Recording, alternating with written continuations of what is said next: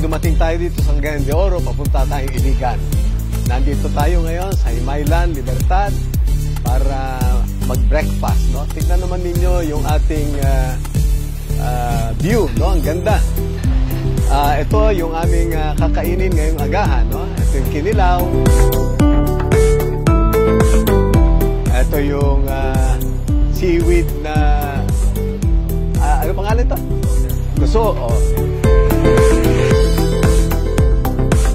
Ito yun naman panga. Oh. Ito yung masarap na agahan. Healthy food.